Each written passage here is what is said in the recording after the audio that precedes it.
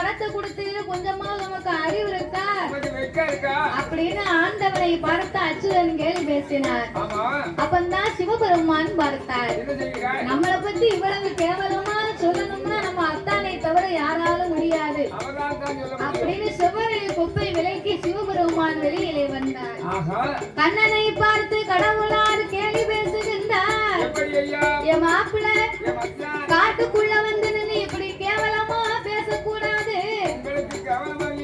என்ன பேசுன உண்மை ஒரு வார்த்தையாவது சொல்லாம விட மாட்டேன். ஏத்தா ஆயிரபாடியில் போய் வளர்ந்தது மானம் இல்லையா? ஆடு மாடு மேய்த்து வந்தது ஏத்தா உரியில் வெண்ண உரியில் வெண்ண உரியில் வெண்ண திருடி உண்டது மானம் இல்லையா? உரலில கட்டி அடிகள் பட்டது தயிர் வெண்ண காந்த தயிர் வெண்ண தயிர் வெண்ண திருடி உண்டது மானம் இல்லையா? தயிர் மத்தால அடிகள் பட்டது ஏத்த மாயவரை மைத்துனரே மானம் இல்லையா? உனக்கு வாசம் இல்லையா? நீங்க மலைய பிடுங்கி கொட பிடிச்சது நீங்க மலைய பிடுங்கி கொட பிடிச்சது வெட்கம்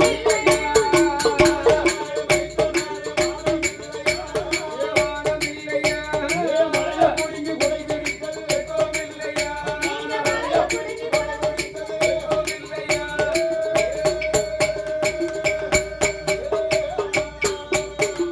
ஏ மாப்பிள்ளை, என்னை பத்தி உமக்கு தெரியும், உங்களை பத்தி எனக்கு தெரியும். அதனால நம்ம இப்ப பேசிக்கிட்டு இருக்கிறதுக்கு நேரம் இல்ல. அரக்க நாமலை விரட்டி கொண்டே வருகிறான் அல்லவா?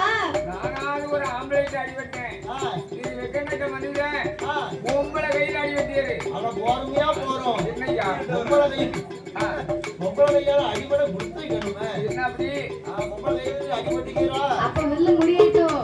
நாங்க கோயில இருக்க பொம்பளைய பூரா சேர்ந்து 4 குடுப்பு கொடுப்போம். நல்லா இருக்கான்னு பாருங்க.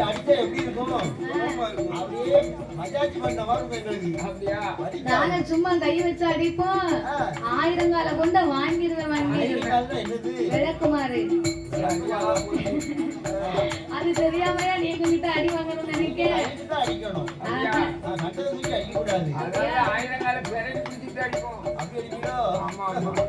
அப்படியே அடிச்சா வலிக்காதுடா.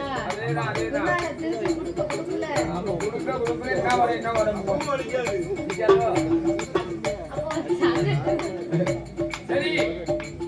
அதனால என் மாப்பிள்ளை மச்சான் நம்ம 2 பேரும் பேசிக்கிட்டு இருந்தா நேரம் போறது தெரியாது. நீங்க தான் போய் அரக்கனை வதை முடித்து விட்டு வரணும்.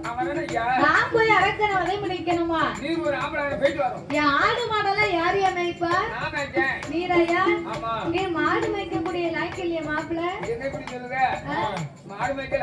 நீ லாய்க்கு இல்ல மாடு மேய்க்க கூட.